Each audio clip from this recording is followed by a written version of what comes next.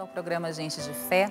Como você está vendo, o cenário é diferente daquilo que é habitual. Nós estamos em Cachoeira Paulista, o programa Gente de Fé também é itinerante, né? De vez em quando a gente caminha, vai para uma cidade diferente. Hoje a gente ficou aqui em Cachoeira Paulista, porque a entrevistada, ela vale a pena, viu? Então fique conosco. Mas eu quero começar o programa de hoje com a palavra de Deus. Vamos pegar o Salmo 138, versículos 23 e 24. Perscrutai-me, Senhor, para conhecer meu coração. Provai-me e conhecei meus pensamentos. Vede se ando na senda do mal e conduzi-me pelo caminho da eternidade. Eu quis trazer esta palavra de hoje porque eu tenho refletido sobre as nossas atitudes, sabe? Sobre como nós temos vivido a nossa vida. Nós falamos que somos pessoas de fé, acreditamos, professamos, dizemos, eu creio. Mas e como está a minha vida? Quais são as atitudes que a minha vida atestam para que eu possa dizer, eu sou uma pessoa de fé? E esse salmo, no versículo 24, ele nos interpela, quando o salmista vai dizer, vede se ando na senda do mal. Vede, Senhor, se os meus passos caminham por lugares maus. É hora de consertar os nossos passos, de olhar para a nossa estrada, de entender bem o que Deus nos chama neste caminho de fé. No programa de hoje nós vamos testemunhar alguém que vive seus sofrimentos, viu? Vive as suas cruzes cotidianas. Mas a sua atitude, eu posso dizer, eu atesto porque convivo com ela, foi minha professora de rádio e TV. E hoje ela está aqui para dizer de uma vida autêntica, uma vida vivida, uma mulher de fé, que tem na sua vida os traços de Deus. Adriana Pereira, uma mulher da misericórdia, viu, gente? Você que acompanha aí a TV Canção Nova, sempre vê você ali rezando o texto da misericórdia, agora com uma nova missão, né, Adriana? Mas seja bem-vinda ao programa Gente de Fé. É alegria te receber aqui. Obrigada pelo convite. Eu me surpreendi, mas fiquei muito feliz, porque este ano faz 30 anos que eu cheguei na Canção Nova. Olha, 30 anos de comunidade. Não, chegou aqui. Que cheguei na Canção Nova como estagiária. É verdade. Né? E no dia 6 de novembro é o dia que eu tive o meu primeiro registro. Depois de estagiária, eu fui registrada como funcionária há 30 anos atrás. E caminhando aqui, eu resolvi fazer o caminho para a comunidade, mas não para entrar na comunidade. Com quantos anos você começou a trabalhar aqui, Adriana? Olha, eu comecei aqui em 1991, né? 1991.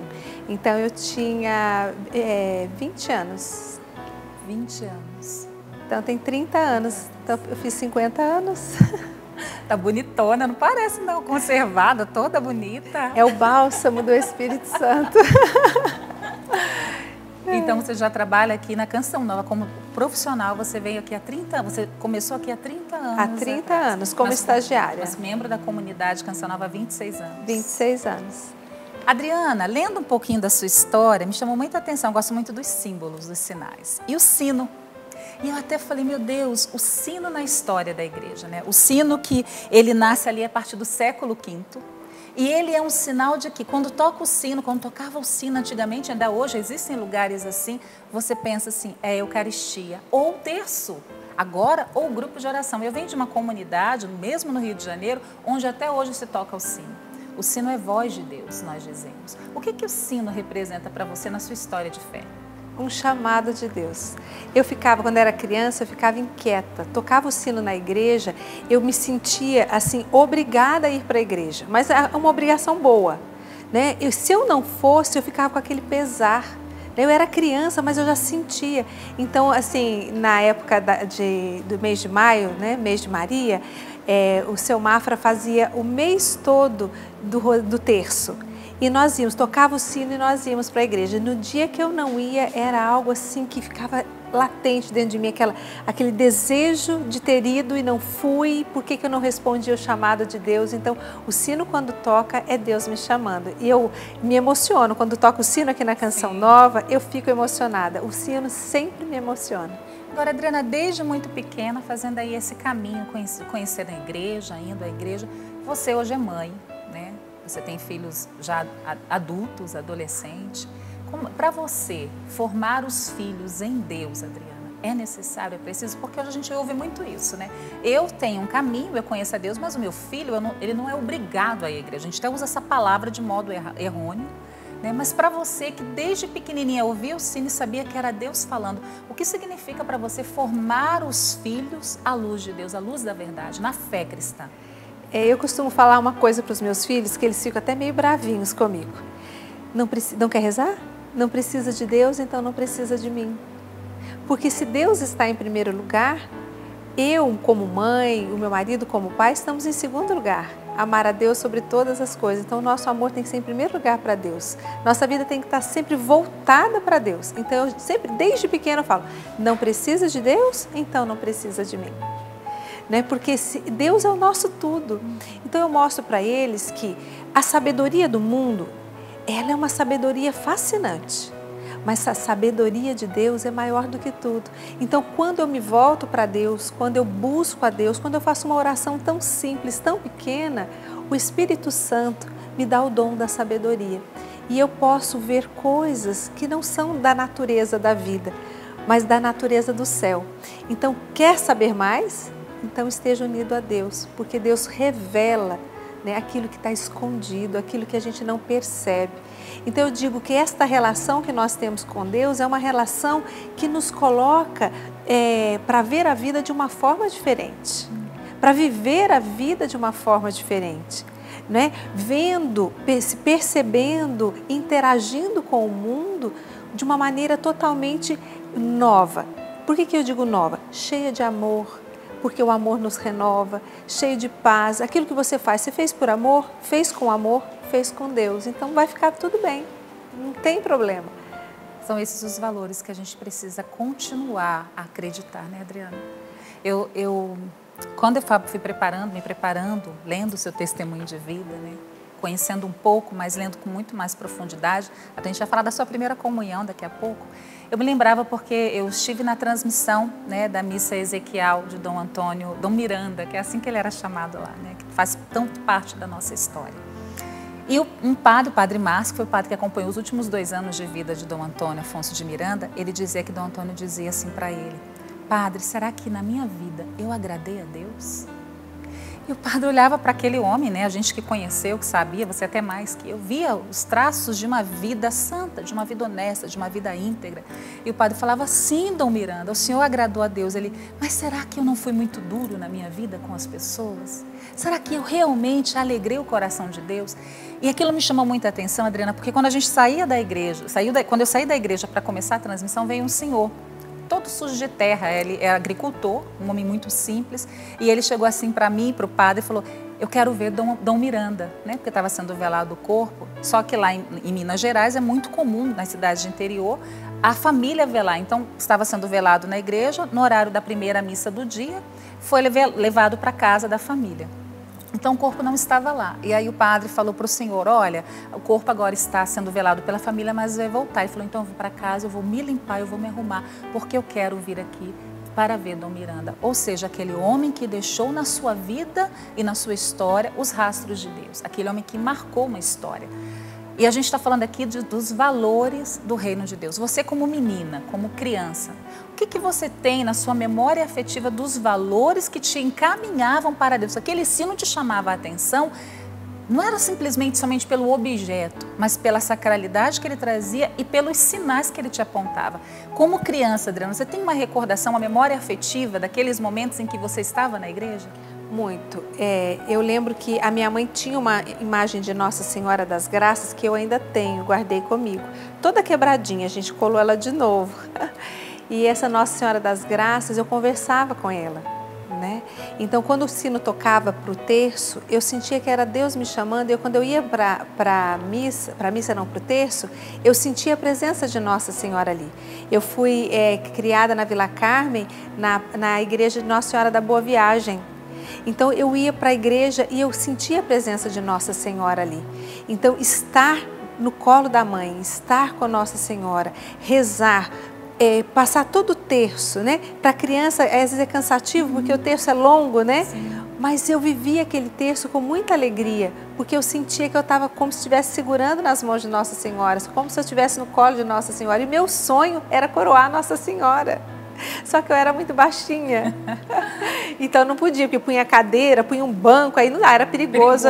Eu caí. Então era sempre o anjinho que estava do lado, né, de Nossa Senhora.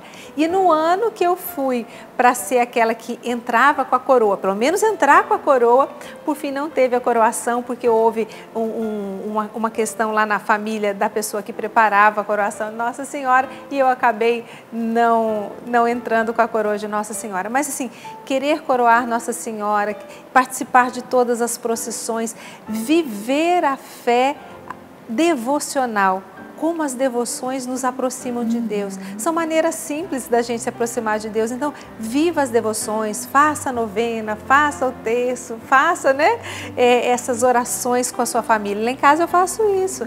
Então, eu faço a novena de Nossa Senhora, a Quaresma de São Miguel. A gente procura fazer isso junto em casa. Rezamos em família todo domingo terço. A semente fica, né, Adriana? Fica. Ela fica. Mas você tem uma história com o Padre Jonas, muito pequenina ainda, né? Você estava para fazer a primeira comunhão. Como é que foi essa história? Então, nós tínhamos um padre, Padre Tarcísio. Ele é muito querido. As crianças amavam o Padre Tarcísio porque ele era amoroso, carinhoso, brincava com as crianças. Só que o Padre Tarcísio sofria do coração. E aí, uns 15 dias antes da nossa primeira comunhão, ele passou mal, foi internado. E aí veio um outro padre atender nossa confissão, e no dia da primeira comunhão, quem veio para a primeira comunhão foi um padre de cabecinha branca, meio careca, cabelinho branco, baixinho, que fez a nossa primeira comunhão. A gente ficou muito triste, porque todo mundo dizia que o Padre Tarcísio já estava melhorando, e nos deram a esperança que ele estaria lá, e não estava. E aí foi um outro padre que a gente não conhecia, celebrou, deu a primeira comunhão, e a gente não sabia, ficou triste. Mas graças a Deus, Deus passou a limpo essa história, viu, Cris? Porque quando eu vim para a Canção Nova como estagiária, o Padre Jonas atendia todos os funcionários, os colaboradores na Páscoa, né? Na época da Páscoa, fazia a Páscoa dos funcionários. E ele atendia em confissão todos nós, éramos poucos, né? E eu contei para ele. A minha mãe falou, olha, o padre que te deu a primeira comunhão é aquele que agora você está trabalhando lá. Eu falei, você está brincando? Ela falou, sim, olha lá no seu diplominha. E estava lá o nome do Padre Jonas. Padre Jonas ali. Aí eu peguei, não, só Padre Jonas. Aí eu peguei o diplominha, vi, aí eu falei para o Padre Jonas, falei, olha, foi o senhor, mas olha, eu confesso que eu fiquei muito triste, eu não gostei. Ele falou assim, então nós vamos fazer de novo a sua primeira comunhão, como se fosse rememorar, para ter um novo sentido, porque agora você me conhece. E aí foi no Capelão de Sapé, né, uma missa, aí ele me chamou no altar e foi me dar a primeira comunhão. O Campos pegou uma maquininha fotográfica que eu tinha, bateu a foto. E o interessante dessa foto, Cris, eu acho que eu não coloquei na minha história. Não colocou. É o seguinte, a minha foto da primeira comunhão tem um defeito na foto. Tem uma parte branca na lateral da foto, né? Foi um erro na hora lá de revelar ou de bater a foto. E quando o Campos bateu a foto da minha segunda primeira comunhão, agora com o sentido de conhecer o Padre Jonas e fazer todo o sentido na minha vida, o Campos, por algum motivo, ele colocou o dedo onde não devia e saiu uma parte branca do mesmo lado. Então, você pega a foto de quando eu tinha 10 anos e a foto quando eu tinha 20 anos, quando eu vim aqui para a Canção Nova, 21, que ele fez essa minha rememoração da primeira comunhão, esse ressignificar a minha primeira comunhão, você pega as duas fotos, ela tem o defeito do mesmo lado. Meu Deus, olha aí. Adriana, você colocou aqui na sua pauta, né, quando você trouxe para nós o seu testemunho, você escreveu exatamente assim: Deus passou a minha vida a limpo, né?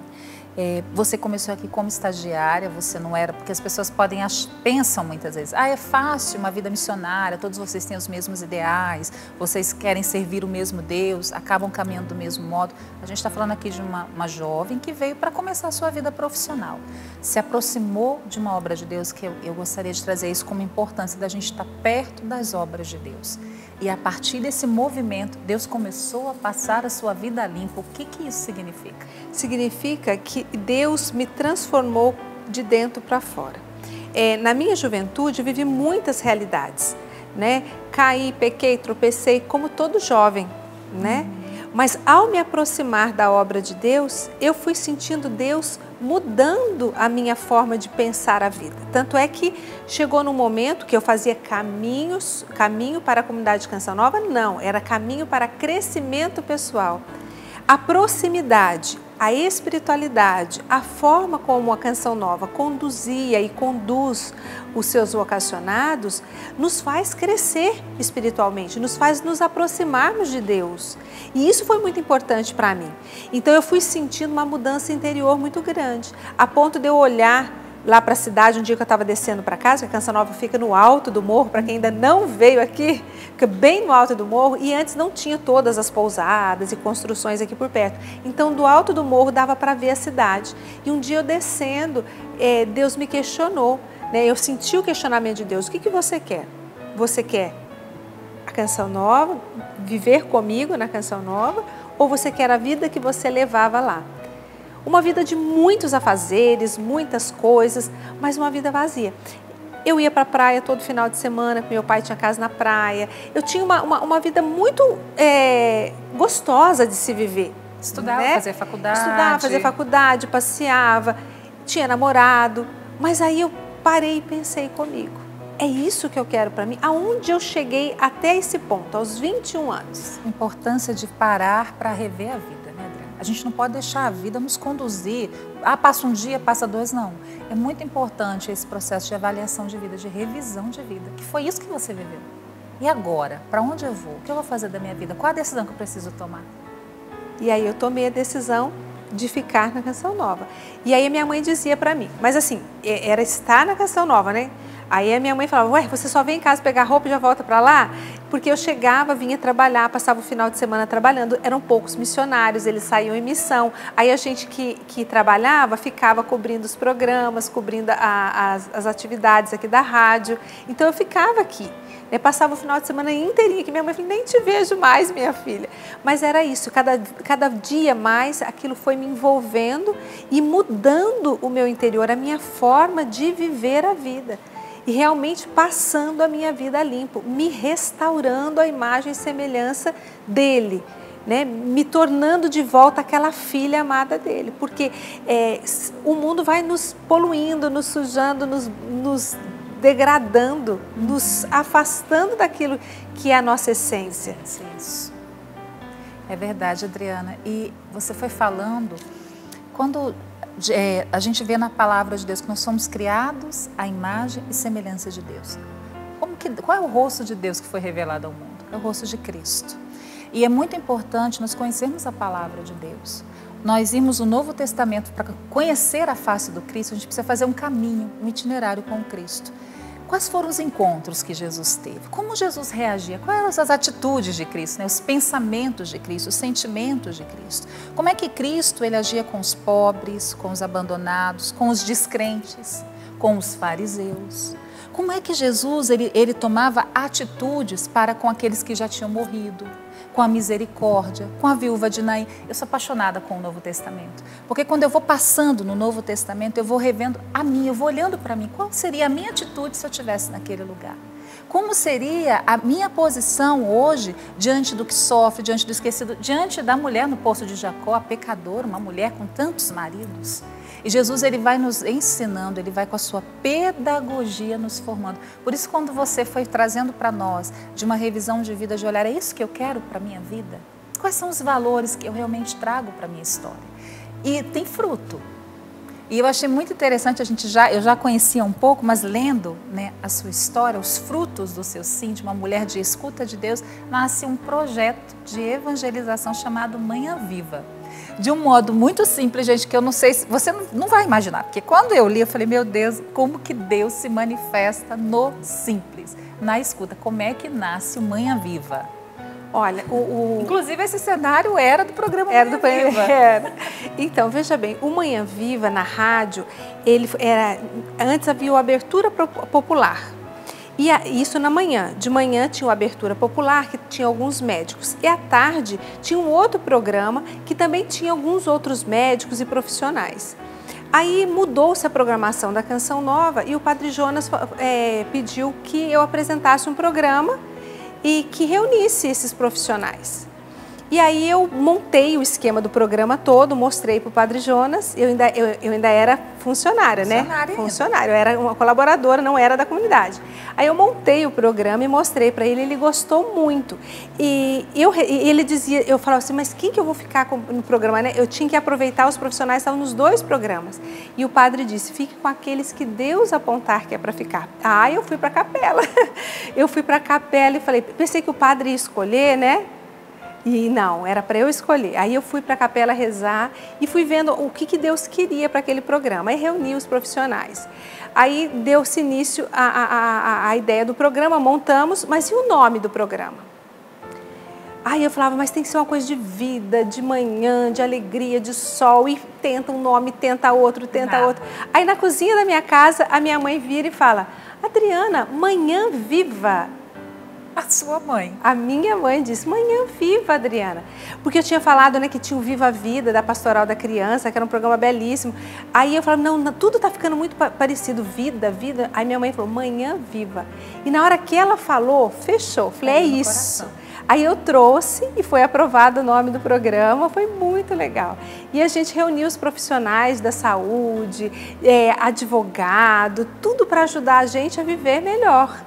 Né? Era para trazer a vida naquela manhã. Então, foi muito gostoso montar esse programa. O programa ficou no ar vários anos na rádio e depois, né, ele veio para a televisão.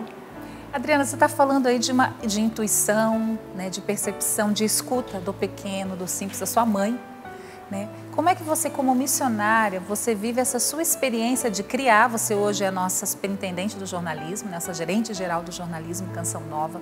Como é que você vive essa escuta de Deus? Como é que você vê assim, Deus está falando comigo? Porque a gente fala, não, Deus falou comigo, Deus falou de modo audível, ali, a voz dele saiu e você ouviu. Como é que Deus fala com você?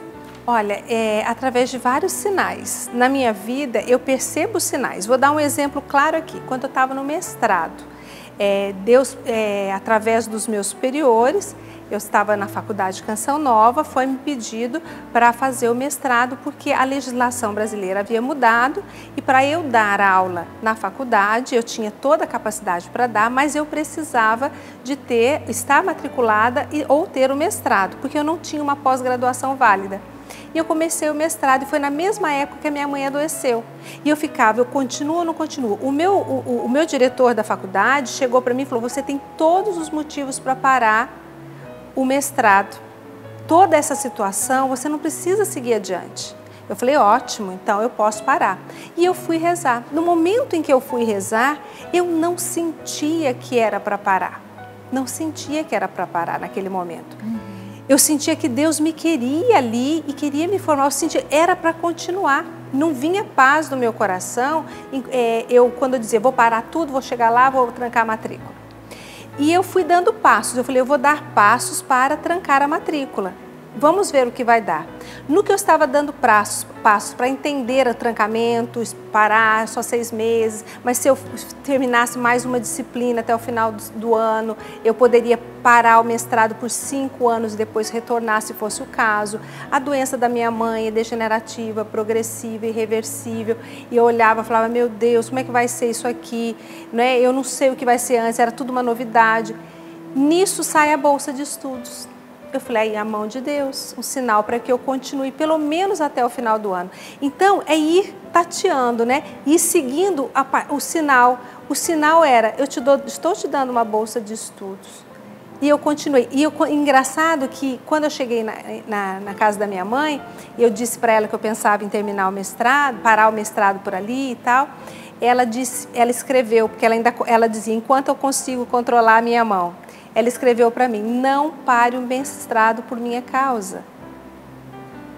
A minha vida está chegando ao fim, a sua não. E ali ela me confirmou também, como voz de Deus, de que era para eu continuar. Então eu recebi a bolsa de estudos, eu falei para ela, eu preciso parar, eu preciso cuidar da senhora. Mas naquele dia que eu falei, ela não falou nada. Um outro dia eu cheguei e estava escrita a mensagem para mim e ela mostrou para mim a mensagem. Então vem uma bolsa de estudos. Deus é concreto, né? E a gente vai tendo paz conforme as coisas vão acontecendo. Então tem uma escuta da oração, onde você se dispõe, onde você coloca para Deus tudo que você pensa, que você sente, e na hora que você põe aquilo para Deus, você sente que se esvaziou, aí você vai vendo da onde vem a calmaria, da onde vem a paz. É uma paz inquieta, mas é uma paz naquela decisão. E eu fui fazendo essa escuta. Quando o diretor falou para mim, você pode parar, eu falei, olha, eu não vou parar agora, eu vou rezar. E o que eu senti da parte de Deus, eu faço. Aí, alguns dias depois, eu procurei e falei, vou continuar. Se for para eu parar, Deus vai mostrar. Aí sai a bolsa de estudo, é para parar? Não é. Eu lembrei de Inha Chica, quando você falou, vou rezar. As pessoas perguntavam, Inha Chica, por que a sua vida é uma vida tão profética? Por que Deus fala tanto com você? Ela fala, tudo isso acontece porque eu rezo com fé. É uma vida de intimidade com Deus, isso não se improvisa, viu? Isso acontece no cotidiano. A Adriana falou da mãe. Nós temos muito para escutar e aprender com a sua história, né? A sua história com a sua mãe. Então a gente vai para um breve intervalo. Eu peço a você, fique aí um pouquinho, toma uma água, mas não sai daí não, porque o segundo bloco nós vamos conhecer o tempo presente, de angústia, de sofrimento, de cruz, mas esse sorriso, gente, que a Adriana está sempre assim, viu? Quem convive com ela sabe disso.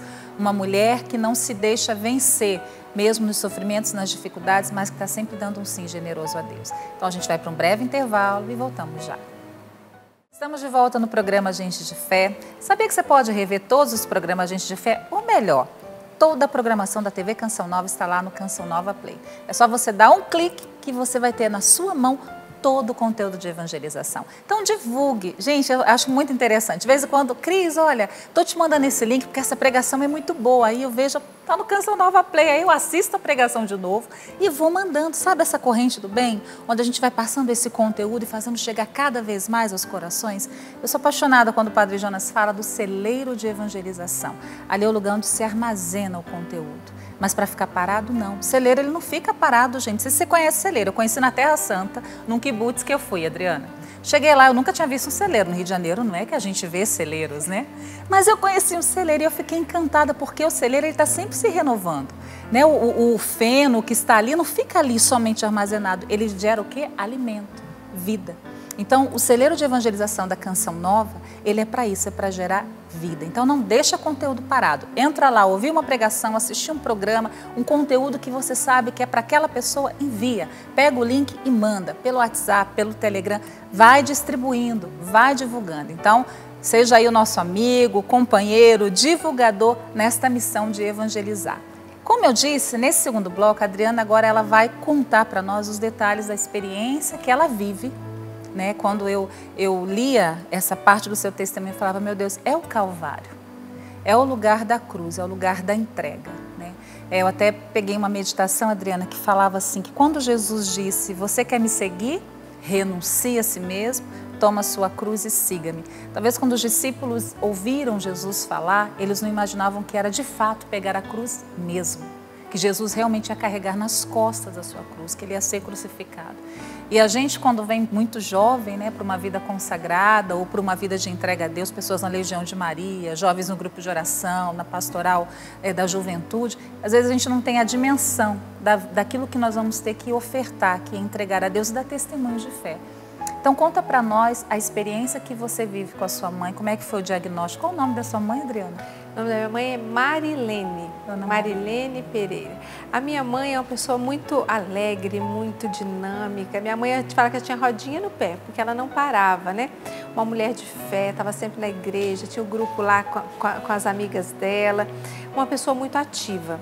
E aí a minha mãe, de uma hora para outra, foi tendo dificuldade de falar, de engolir, não conseguia mais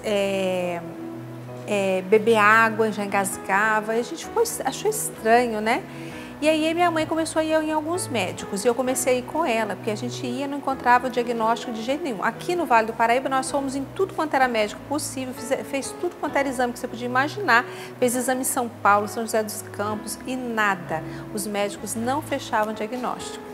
Aí um dia eu falei para minha irmã, olha, aqui no Vale não tem mais como a gente encontrar um diagnóstico. A mãe já passou por muitos exames e aqui não tem mais o que fazer. Melhor você levar para São Paulo. A minha irmã mora em São Paulo.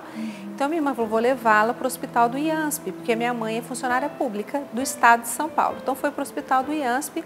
Chegando lá, fez a internação da minha mãe para poder passar por uma avaliação médica. E aí a recepcionista falou, olha, isso aqui é coisa de 2 dias, eles já fecham o diagnóstico e tudo. A minha mãe ficou 15 dias ou 17 dias no hospital para até encontrar o diagnóstico do que ela tinha. E o diagnóstico não foi fácil, né? O primeiro médico, ele falou, olha, é uma doença degenerativa, é irreversível, é fatal. Mas assim, ele deu o diagnóstico, mas ainda com as ressalvas. Para minha mãe, ele preferiu não contar. Quantos anos sua mãe tinha? Minha mãe tinha, assim, 67 anos. E eu achei muito estranho, porque a gente nunca escondeu nada da minha mãe. E ele falou, não conta, isso só vai fazer a sua mãe sofrer. Não faça nenhuma intervenção, não faça nada, porque tudo que vocês fizerem estarão prorrogando o sofrimento dela. Bom, passado algum tempo, a minha irmã viveu uma coisa muito interessante, que foi assim, precisava levar minha mãe em vários atendimentos lá, porque essa doença era progressiva, então você tem que fazer alguma coisa. Interessante que no dia que a minha mãe voltou para casa, na casa da minha irmã lá em São Paulo, ela olhou para a gente e falou, o quê? Só me deu vitamina? Não deu nada para parar isso? E eu olhei para minha mãe e disse, mãe, foi vitamina B que ele deu.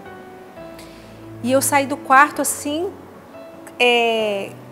com o coração apertado, um nó na garganta. Eu falei para minha irmã, eu não vou conseguir esconder, porque é muito difícil, eu não sei esconder as coisas da mãe. A gente nunca foi, minha mãe sempre foi muito amiga, sempre falamos a verdade, em casa a verdade sempre imperou. E aí foi muito difícil nesse tempo, porque esse médico dizia que não era para falar.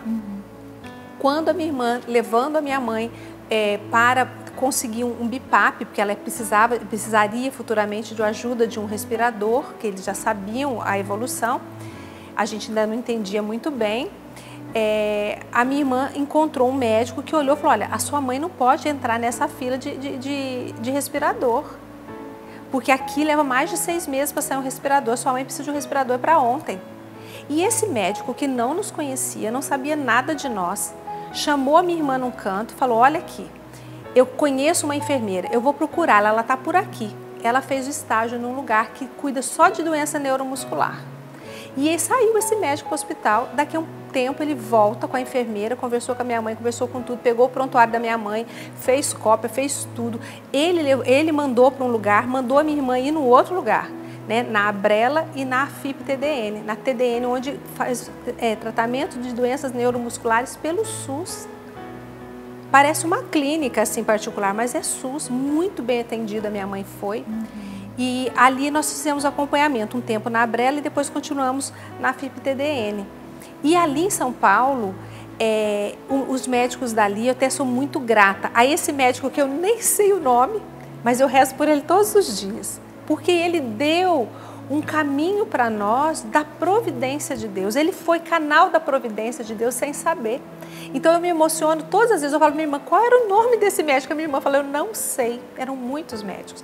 Mas aquele médico, ele parou, ele olhou para minha mãe, olhou para a situação da minha mãe e disse, eu conheço uma enfermeira que fez um estágio e ele foi num hospital imenso procurando essa enfermeira. Olha o esforço dele para abrir as portas da providência para nós.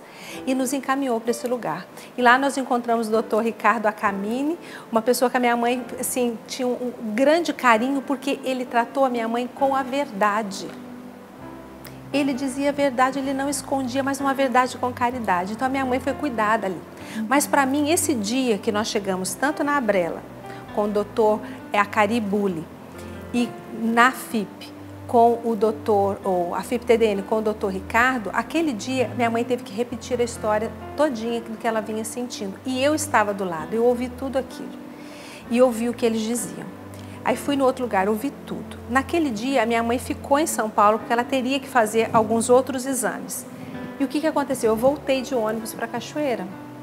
Quando eu cheguei na faculdade, no meu trabalho, uma querida amiga, a Ismênia, ela chegou e falou, Adriana, e aí, tudo bem? Como é que está a questão da sua mãe? Naquela hora, caiu a ficha de tudo que eu tinha vivido em São Paulo naquele dia. De tudo que eu tinha escutado. Ali eu chorei. Ali eu chorei porque o diagnóstico era muito difícil. Uma doença degenerativa, progressiva, irreversível, fatal. Tudo que você fizer não vai adiantar nada. E aí eu descobri a força do amor. O amor que é tudo. Por quê? Porque eu chegava para minha mãe, eu cuidava da minha mãe num dia, no outro eu via minha mãe mais caidinha, perdeu, hoje já não consegue levantar, um dia consegue folhear o livro, no outro dia não consegue mais. Porque a ela, esclerose lateral amiotrófica, porque eu não falei o nome, né? A ela, esclerose lateral amiotrófica, ela é assim, você vai tendo perdas progressivas e muito rápidas. E a minha mãe já não comia mais com a boca, tinha que ser sonda, e eu que punha comida na sonda para ela. Graças a Deus, a minha mãe sempre ajudou muita gente. E minha mãe Deus sempre a cercou de pessoas especiais. Hoje, cada pessoa que cuida da minha mãe, eu vejo que cada uma delas é especial. Adriana, é escolhida por Deus. Como mulher de Deus, a gente aqui testemunha, a gente está em Cachoeira Paulista, como eu comecei o programa falando. A gente eu sou cachoeirense, né? Essa terra aqui, a gente está num solo chamado, né, Chácara de Santa Cruz. Nós tocamos em muitos milagres, muitas graças. Você esperava a cura da sua mãe nos primeiros anos? Eu espero. Como é que você vive esse processo da esperança? Eu espero. É assim, no começo eu fiquei assim, rezava insistentemente querendo a cura da minha mãe. Eu quero a cura, Senhor, Senhor cura. Eu vejo muitos milagres acontecerem. Eu já vi uma senhora mandando o marido tirar a cadeira de roda de dentro do carro e dizer, eu não preciso mais dessa cadeira de roda, eu já consigo andar. Eu vim aqui, eu fui curada. Eu já vi isso aqui, bem aqui em frente a esse estúdio. Aonde nós estamos, a mulher falou, brigando com o marido, que era para tirar a cadeira de rodas de dentro do carro, porque ela não queria mais a cadeira de rodas, porque ela não precisava mais, porque ela foi curada, ela estava andando, ela chegou de cadeira de rodas na Canção Nova e saiu andando.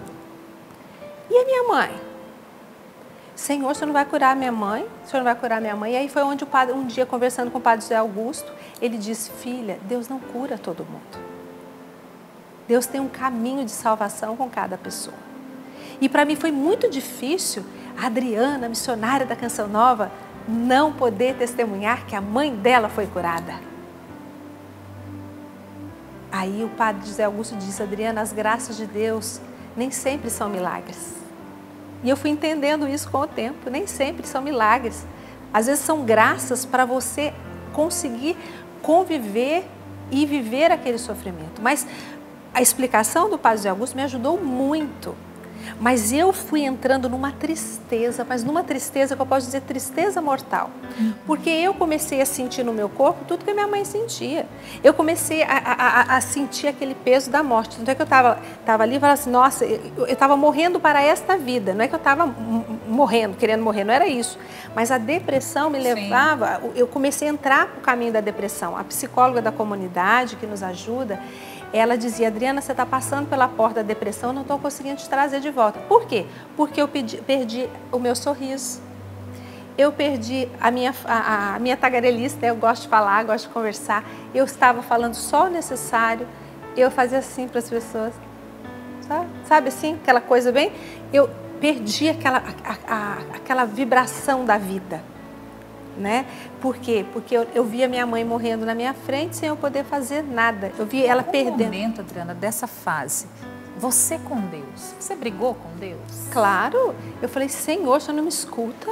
O Senhor não está escutando? Eu estou falando, o Senhor não está escutando? O Senhor está distante de mim? E aí eu comecei a dizer assim, a ouvir, né? A gente fala assim, a gente vai ouvindo os pensamentos, né? A cabeça é a louca da casa, né? E aí eu começava assim, tá vendo? Deus não te escuta, tá vendo? Que isso? Olha, você deu a sua vida para quê? Jó. Desafiada na fé. De Jó. Olha aí, Deus não escuta, não existe Deus. Para que você está rezando? Nessa hora, eu fiz uma segunda revisão de vida. Meu Deus, eu estou na Canção Nova há tanto tempo. Minha mãe tem quase 10 anos que ela está doente. Então, eu estou há 20 anos na Canção Nova. Eu dei a minha vida a Deus há 20 anos, e isso há 10 anos atrás. Há quase 10 anos atrás. Peraí, eu não brinquei de ser missionária. Eu não brinco de falar do Evangelho. Eu não prego uma palavra vazia, eu pego uma palavra viva. Então, eu creio em Deus, porque eu entreguei minha vida, eu não vou abrir mão desses 20 anos. Aí eu começava a rezar o Creio em Deus Pai. Eu rezava o Creio em Deus Pai umas 20, 30, 40, 50 vezes num dia, até mais. A profissão de fé. Eu falava assim, eu não sinto Mas eu creio. Mas eu vou dizer, eu vou proclamar, minha boca vai proclamar que eu creio, porque eu estou há 20 anos aqui, não é possível que eu não tenha fé. Eu não sinto a minha fé, eu não enxergo a minha fé hoje, eu estou em sofrimento, eu estou na tempestade, mas por mais que eu ouça a voz aqui dentro da minha cabecinha dizendo, tá vendo, Deus não existe, eu digo, eu creio em Deus Pai Todo-Poderoso, Criador do céu e da terra, e em Jesus Cristo, seu único Filho, nosso Senhor. E eu falava, repetia 1000 vezes, eu creio em Deus Pai Todo-Poderoso, com cada vez mais força. Aquilo foi sendo assim para mim, uma forma de dizer para mim mesma, conta para você que você crê, diga para você que você crê. E foi esse desafio. Só que a depressão foi querendo chegar e tomar conta de mim. Aí a psicóloga ficou preocupada. Aí eu disse para ela um dia assim, olha, calma, esse final de semana tem o retiro da comunidade. Retiro que todos nós missionários fazemos 2 vezes ao ano, o retiro de compromisso, e uma jornada. Eu estou indo para a jornada, deixa Deus fazer. Se Deus, vamos ver o que Deus faz. Deus fizer, fez, vamos ver o que vai dar.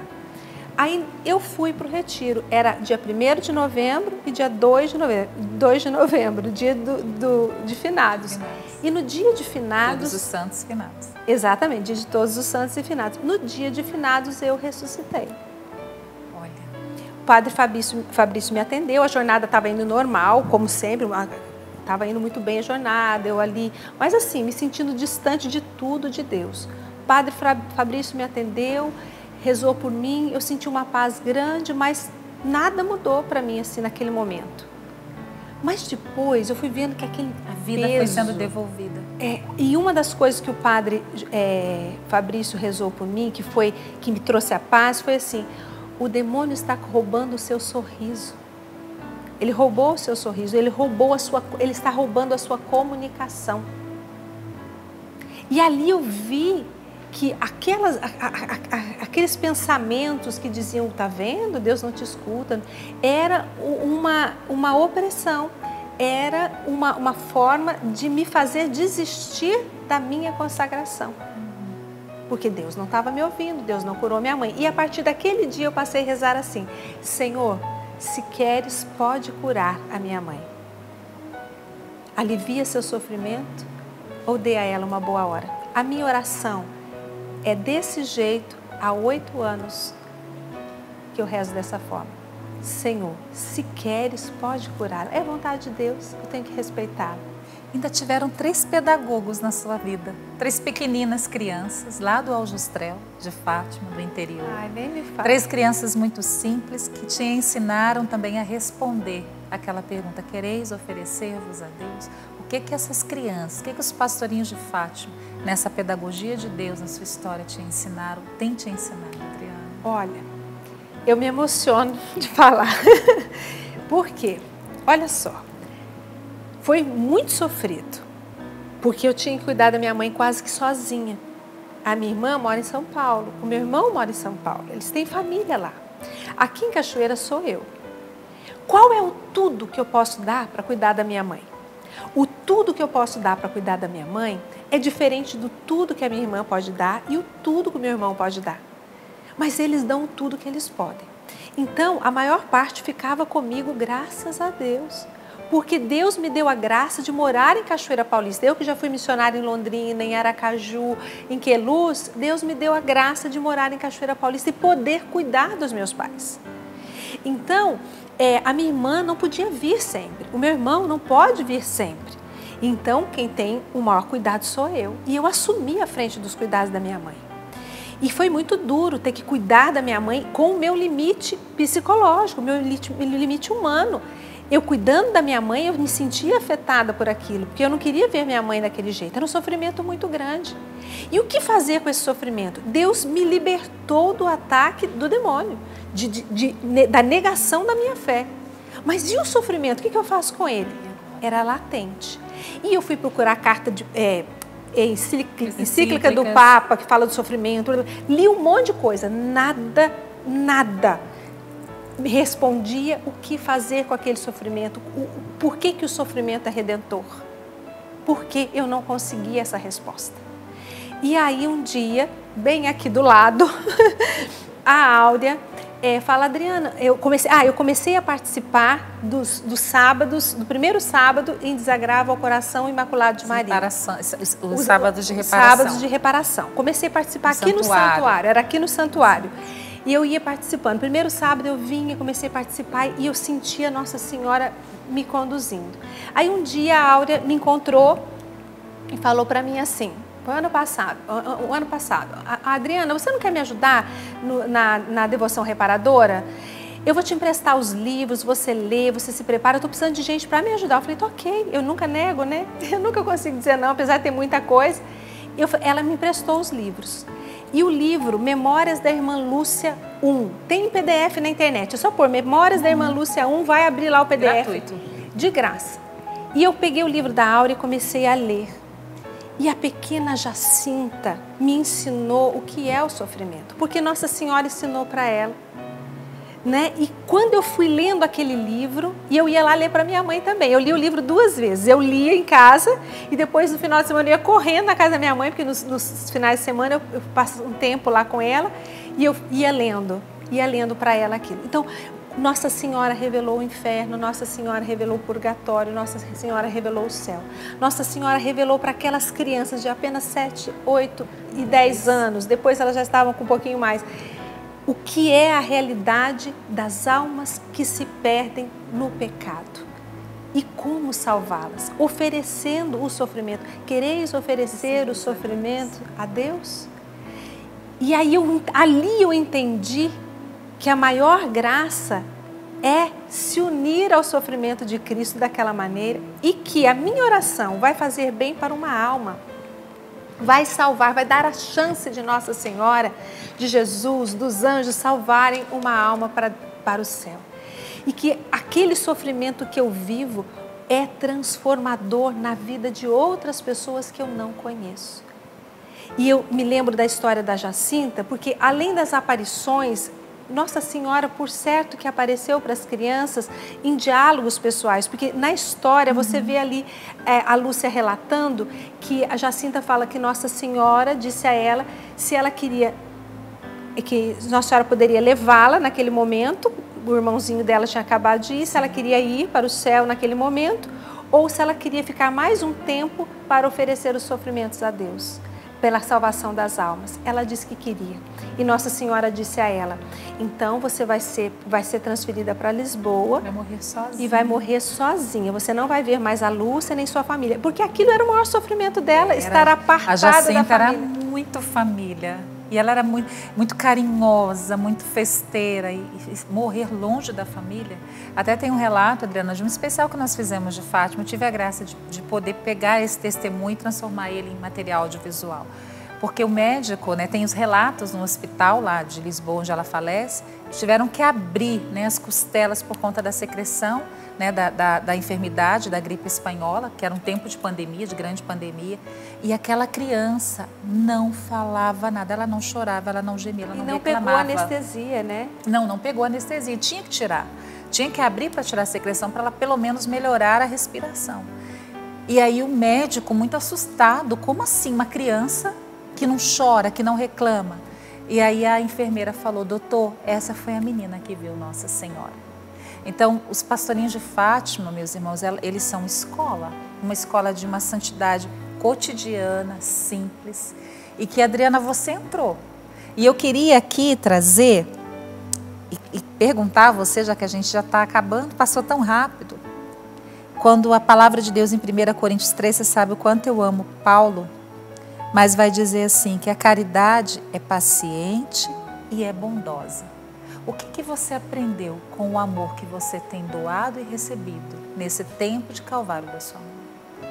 Eu aprendi que nada é meu, nada é meu, nada me pertence, mas eu preciso cuidar de todos aqueles que estão à minha volta, né? Eu nunca posso estar em primeiro lugar, né? O outro precisa estar em primeiro lugar, ele precisa estar diante de Jesus, é colocar o outro aos pés de Jesus, é colocar o outro no colo de Jesus. E quando a gente não entende, a gente tem que entregar nas mãos de Deus. Uma vez a minha mãe, trocaram a cama da minha mãe, É questão de plano de saúde, essas coisas vieram, trocaram a cama da minha mãe. E a única coisa que a minha mãe tinha é a cama que dava um pouquinho de conforto, porque a minha mãe não mexe nada, minha mãe só mexe os olhos. Então, se você pegar a mão da minha mãe por aqui, vai ficar. Se você tirar, vai ficar. Se você colocar para lá, vai ficar. Então, a cama que fazia alguns movimentos ajudava. O que aconteceu? Trocou, um dia eu cheguei lá e olhei e falei assim, meu Deus, ela só tinha cama, agora nem isso tem mais. E eu enxergava a cama, eu falava, Senhor, não é justo. E aí, naquela hora, me veio uma emoção interior, você vê uma cama, você vê o sofrimento, mas no futuro vai ser o colo de Deus para sua mãe. Hoje ela está numa cama, esta cama é a prerrogativa de um colo de Deus na eternidade. Então hoje eu sei que a grande graça que a minha mãe traz para a família toda, para todos da família, todos aqueles que a cercam de cuidados, porque são pessoas escolhidas por Deus que lá estão, é a graça de Deus. Deus derramando a sua graça, Deus derramando as suas bênçãos sobre cada um de nós. Nunca faltou nada à minha mãe. Porque a minha mãe sempre foi muito caridosa. Ela dizia, eu queria ajudar mais, eu queria trabalhar no asilo. Eu falei, mãe, mas a senhora ajuda o asilo. E até hoje ela ajuda o asilo, tá? É mesmo? Nunca deixei de ajudar, porque sou eu a administradora dela. Então a gente continua ajudando. Então assim, ajudar o outro, escutar o outro, apoiar o outro, fazer pelo outro, nunca se colocar na frente do outro, mas sempre colocar os outros, aqueles que estão à nossa volta, diante de Deus. Adriana, para a gente encerrar, com tanta beleza da sua vida, da sua história, também uma professora de História da Arte, a Providência quis que a nossa diretora trouxesse para nós um quadro que é da casa comunitária dela. A Natureza Morta. Fala para nós como que você enxerga a sua vida a partir desse olhar, do olhar desta arte. O que essa arte diz da Adriana? O que a Providência Divina está falando com você a partir dessa arte? Então, o que eu mais gosto desse quadro é o cântaro, né? Porque o cântaro, ele carrega a água da vida, né? Ele carrega a água, o vinho, né? Então, eu vejo que o cântaro é aquilo que a gente leva para servir, né? É um quadro de natureza morta que eu, como professor de História da Arte, falo, ai, que nome horrível, né? É. Porque eles sempre transmitem vida. Então, eu me apego ali às flores, acho belíssimo, que é as flores que embelezam a vida, mas o cântaro que tem a água da vida, que é Jesus. Então, que esta água da vida, ela possa hoje visitar a cada um de nós, pessoas que talvez estejam vivendo o mesmo que você. E que nós sejamos os cântaros. Uns para com os outros. Uns para com os outros. E eu chego na casa da minha mãe, Cris, sempre, e quando ela está acordadinha, eu falo, vamos oferecer esse sofrimento, vamos lá? Ó Senhor, é por vosso amor, pela conversão dos pecadores, pelas almas do purgatório e em desagravo aos pecados cometidos contra o Imaculado Coração de Maria. E eu acrescento o Sagrado Coração de Jesus e a Santíssima Eucaristia. É isso, meus irmãos, conhecer mais os santos. Nós precisamos conhecer mais os santos. Existe aí uma escola, eles indicam para nós uma estrada. Então, que você seja cântaro, assim como a Adriana foi para nós, nesta noite, nesse programa Gente de Fé. Eu não falei que era uma vida autêntica? Eu não disse que era uma vida de fé, uma mulher que professa fé e vive uma experiência autêntica de Deus? Eu quero encerrar o programa Gente de Fé, então, com essa imagem, Beatriz, a nossa diretora, tirou da casa comunitária para falar conosco. Que você seja cântaro, que as suas flores elas sejam cheias de vida, perfumadas, perfume de suave odor por onde você passar. Mesmo nos momentos de maior dificuldade, de cruz, você é chamada a testemunhar a fé que você professa. Eu creio, Senhor, eu confio, eu espero em Ti. Obrigada, Adriana, Deus abençoe você e até o próximo programa Gente de Fé.